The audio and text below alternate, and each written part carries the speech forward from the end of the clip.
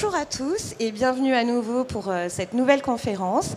Nous avons le plaisir d'accueillir Amandine qui sera notre animatrice et qui est journaliste à la Construction 21 et qui va nous présenter nos deux invités du jour. Bonjour à tous, bienvenue sur cette séquence de retour d'expériences internationaux. Comme vous le savez, Batimat a une dimension parfaitement internationale. Chaque année, c'est une quarantaine de pays qui viennent sur le salon. Et ce jour précis, ce mardi 1er octobre, c'est la journée des délégations internationales sur Batimat. C'est donc l'occasion pour nous de débuter cette séquence. Nous allons vous présenter deux projets, l'un au Maroc, l'autre au Sénégal, tous deux vertueux, inspirants, vous allez voir, petit teasing. Mais avant de débuter cette présentation, je laisse la parole à Yves-Laurent Sapoval pour une petite introduction. Yves-Laurent, vous êtes conseiller des GALN et vous êtes également délégué ministériel Ville durable du ministère de la Transition écologique et de la cohésion des territoires. C'est à vous. Merci, bonjour et merci de donner l'occasion de parler quelques minutes de ce que nous faisons, de pourquoi le bâtiment est important, pourquoi c'est important l'action internationale et aussi pourquoi ce qui se passe ici est important. La première chose, c'est que le bâtiment, c'est le géant endormi de l'action climatique. C'est 21% des émissions de gaz à effet de serre liées aux demandes d'énergie. Ça n'est pas que ça, évidemment. Vous savez tous, c'est un énorme poids lourd économique, hein, puisque c'est le real estate au sens large, c'est près de 60% de la richesse mondiale. C'est entre 11 et 13% du PIB mondial. C'est un des premiers employeurs au niveau mondial aussi. C'est donc un secteur qui doit évoluer vite, mais qui est un secteur qui forcément évoluera sous une forte impulsion politique. Alors c'est ce que nous faisons depuis la COP21. Avant la COP21, le bâtiment et le climat, ce n'étaient pas deux choses qui se parlaient. À la COP21 à Paris, on a lancé une alliance mondiale pour le bâtiment et la construction. À la COP28 à Abu Dhabi, on a lancé ce qu'on appelle un Buildings Breakthrough, qui est un dispositif de coopération technique entre gouvernements qu'on a lancé avec le Royaume du Maroc, et qui a pour caractéristique d'une part d'être un nom imprononçable pour les Français, mais tout de même de permettre de faire de la coopération entre gouvernements et initiatives internationales sur le sujet du bâtiment. Et puis nous avons organisé au mois de mars dernier le premier forum mondial pour le bâtiment et le climat, où nous avons été dépassés dans nos attentes, c'est-à-dire qu'on pensait avoir quelques gouvernements et 600 personnes. On a eu 50 gouvernements participants, 50 délégations ministérielles participantes et plus de 1500 participants qui sont tous des acteurs internationaux du secteur du bâtiment. Dans ce forum, on a évidemment beaucoup échangé, mais surtout sorti une déclaration commune avec 65 pays qui l'ont adoptée. Et cette déclaration, elle fait le point sur ce qui se passe au niveau mondial, là où on en est, là où on va. Elle exprime un certain nombre de préoccupations de la part des gouvernements, et notamment la préoccupation que le chemin des investissements actuellement est contre-productif par rapport au climat, que même si on améliore les choses techniquement, la quantité de bâtiments produits dans le monde est telle que le bâtiment consomme toujours plus d'énergie et émet toujours plus de gaz à effet de serre. Alors il est évidemment absolument nécessaire d'inverser cette tendance. Et pour inverser cette tendance, il y a ce chemin qui vient des gouvernements vers les politiques, vers les populations, vers les professionnels, vers le monde associatif et vers le monde professionnel et l'industrie. Mais il faut aussi qu'à tout moment, on montre à tous que les solutions sont disponibles, qu'on peut les mettre en œuvre, qu'elles ne sont pas forcément beaucoup plus chères, que sur le long terme, elles sont même meilleur marché, et que les investissements dans le bâtiment durable, il est rentable, et c'est le seul choix, à la vérité, qui peut s'imposer.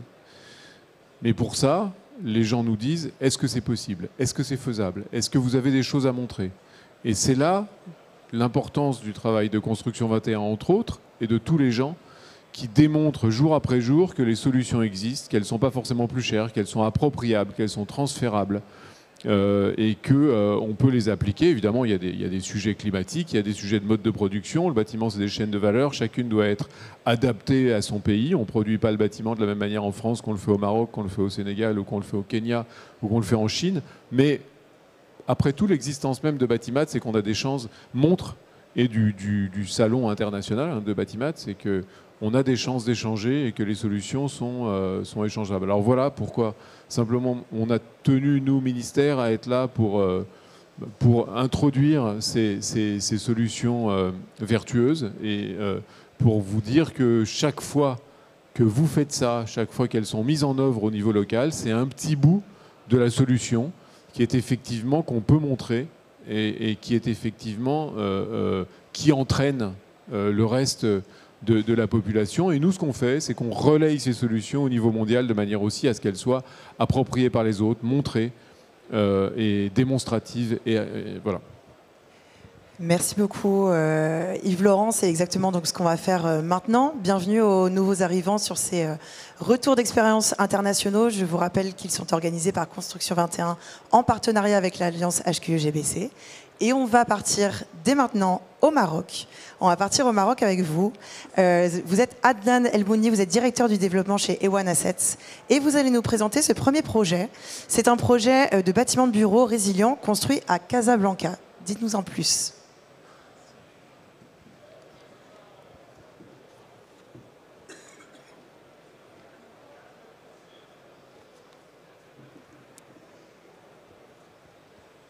Bonjour tout le monde, moi c'est Adnan Moudni, le directeur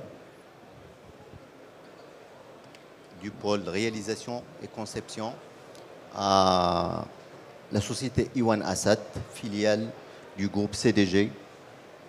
Le groupe CDG, c'est l'équivalent de CDC en France, donc un acteur primordial et majeur au Maroc pour le développement économique et qui pousse à un acteur majeur dans la transition énergétique au Maroc. Ce qui montre l'engagement du groupe envers le développement durable et de développer des bâtiments durables.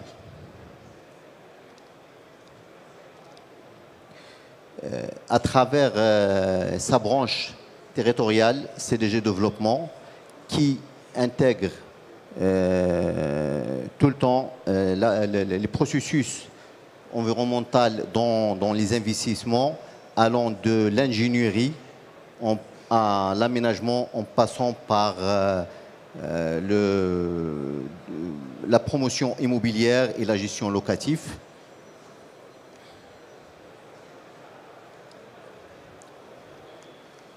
Ewan Assets s'intègre parfaitement dans ce processus et commence à réfléchir à une nouvelle génération des bâtiments, nouvelle génération, en s'appuyant sur des certificats et sur les exigences des certificats de pointe, à savoir l'HQE, BBCA et l'osmose.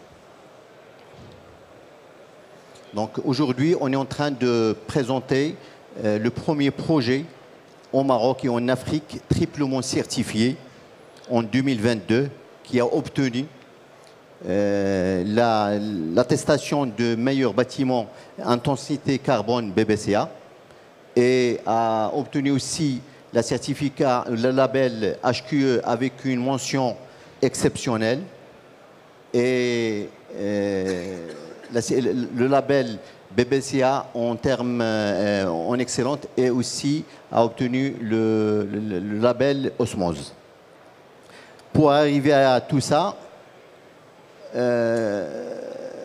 c'est pas évident et ça nécessite beaucoup de réflexion. Notre objectif au niveau de Ewan Assets, c'était de développer des projets simple, qu'on peut répétitif et qui tient en compte de l'environnement du projet et des exigences économiques du pays. Donc notre projet a une taille quand même énorme. C'est à peu près 49 000 m² de bâti avec 36 plateaux de bureaux et R+7 avec 2 sous-sols. On parle aujourd'hui de la taille du projet parce que, en général, le moment qu'on était en train de faire un benchmark sur des projets pareils, on a trouvé que des projets de taille petite ou moyenne qui varient entre 5 000 à 11 000 m². Donc déjà, faire certifier un projet avec ces 3 certifications et de cette taille, c'est un défi et le rendre aussi exceptionnel.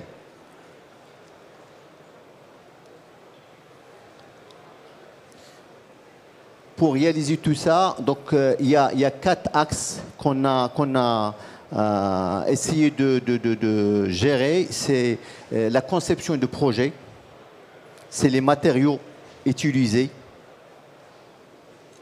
et le choix des équipements et bien sûr avoir une source d'énergie verte et écologique. Donc pour la conception, on a choisi une architecture bioclimatique avec une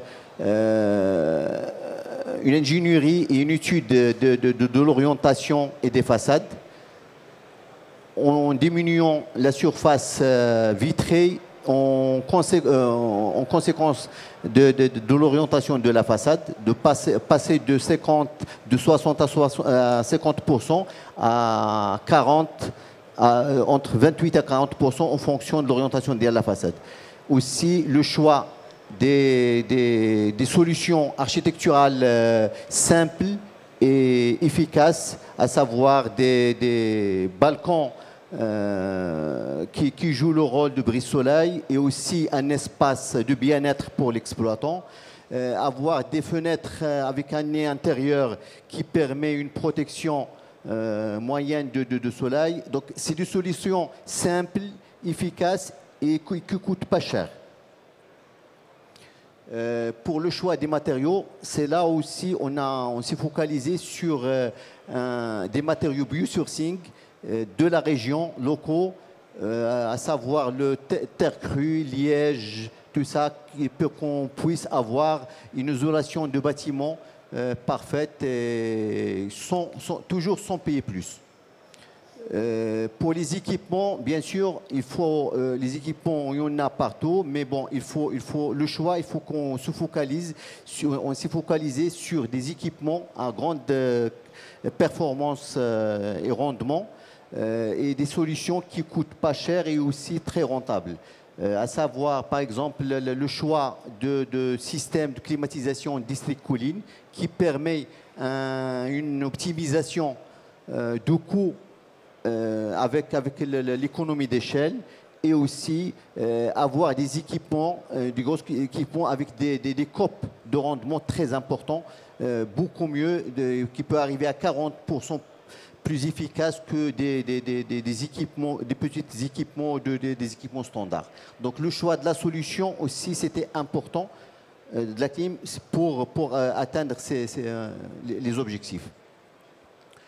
Et à la fin, bien sûr, il faut investir dans une source d'énergie verte. Pas mieux d'exploiter les surfaces perdues dans les terrasses et les toits des parkings avec des panneaux solaires afin de pouvoir produire les besoins, une grande partie des besoins de notre projet.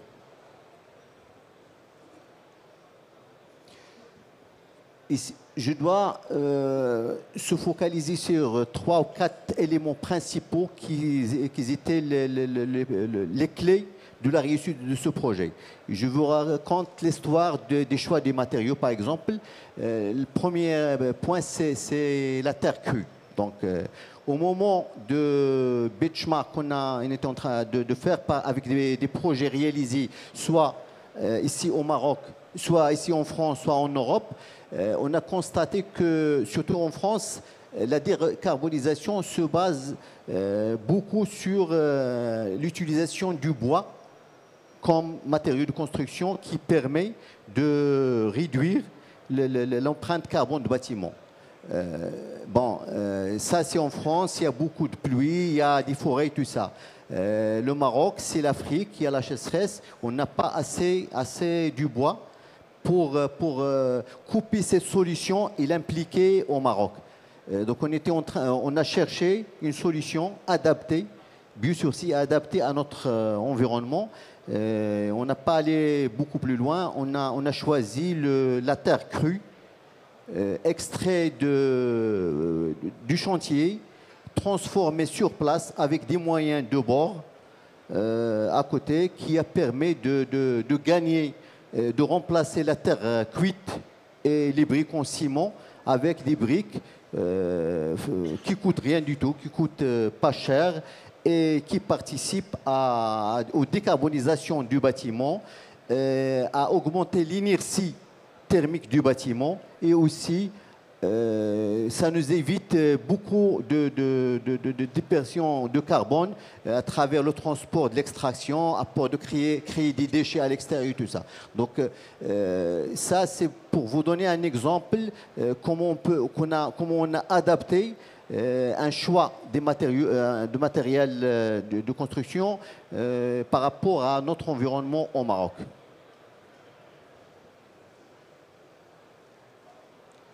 Bon, vous voyez, j'ai fait ces photos précisément pour vous montrer la simplicité de la solution, parce que notre objectif c'était aussi de faire des solutions simples qu'on peut faire et refaire et ça va pas nous coûter trop cher, pour encourager les maîtres d'ouvrage et les promoteurs et de secteur à utiliser ces fonctions, ces solutions et changer notre manière de construire. Donc vous voyez, c'était avec la terre extraite sur place, avec des machines qui coûtent pas cher et même avec une taille humaine et tout ça. Et ça, on vous garantit qu'avec ça, on a pu faire un projet de 50 000 mètres carrés et on a utilisé plus de 300 000 briques sur place. Donc c'est pas un truc qui n'est pas faisable, c'est pas un truc qui est difficile. Donc il faut que la volonté pour faire et ça va pas coûter cher. Au contraire, ça va coûter moins cher que si on a utilisé des briques cuites ou des briques en ciment. Le deuxième point au choix qui était important et qui a participé dans la réussite de ce projet, c'était le choix de la solution du district Colline. Donc, vu la taille de notre projet, donc le choix du district, c'était, je crois, un truc très important afin de profiter de tous les avantages qu'un district colline peut offrir à un projet pareil de taille. Commençons par le rendement des grands équipements. Vous connaissez que pour les grands équipements de la clim, si la machine est petite, automatiquement son rendement il est pas bien, est faible. Par contre, si la machine il est très grande, avec une puissance très élevée, on peut avoir vraiment des niveaux de rendement de COP très très importants. Et ça, avec la taille du projet, on a pu vraiment économiser, faire une économie d'échelle et réduire le prix ou la puissance installée de plus de 40% par rapport à une solution standard. Bien sûr aussi pour atteindre ce niveau de résultat, on a investi dans une centrale solaire d'une taille moyenne qui permet de produire plus d'1 gigawattheure d'électricité par an, qui couvre plus de 50% de la consommation ou du besoin de ce projet, de ce bâtiment par an. Aussi,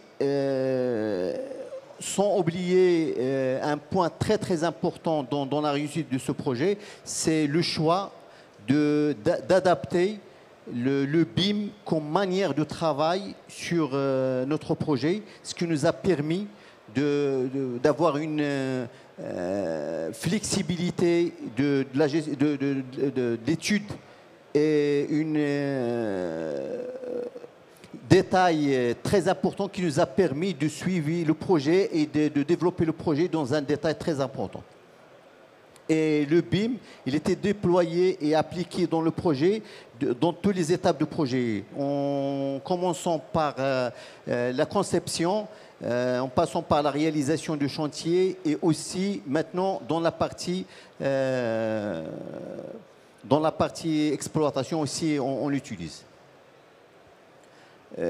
Qui dit BIM, il faut équiper aussi le projet avec les dernières technologies et investir dans un système de GTC qui permet le suivi et qu'on vérifie tous les paramètres qu'on a fait. Est-ce que c'est des paramètres réels ou non? Donc on investit dans un système de GTC qui nous permet un suivi quotidien pour avoir est-ce que ce qu'on a fait, on a obtenu les résultats qu'on a fait ou pas.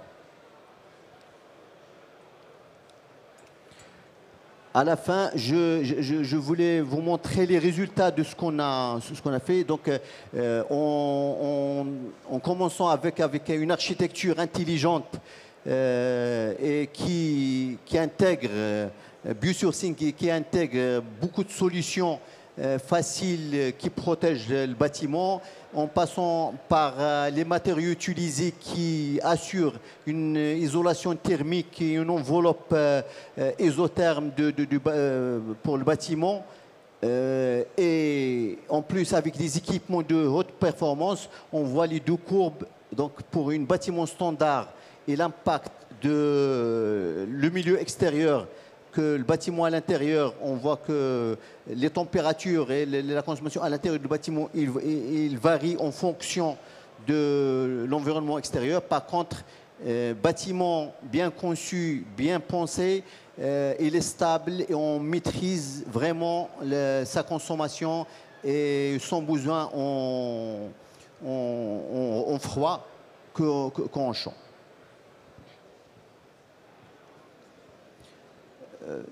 C'est un tableau pour vous dire en chiffres, parce qu'on peut dire n'importe quoi, mais ça c'est des chiffres réels en termes de besoins de bâtiments bien pensés par rapport à un bâtiment normal. Et j'aimerais bien vous voir déjà la ligne de rafraîchissement, donc le besoin en froid. Pour un bâtiment normal, on a besoin de plus d'1,3 giga frigo. Par contre, notre bâtiment en réel, il consomme que 88 000 kilowatts frigo. Ça, c'est juste pour vous montrer que faire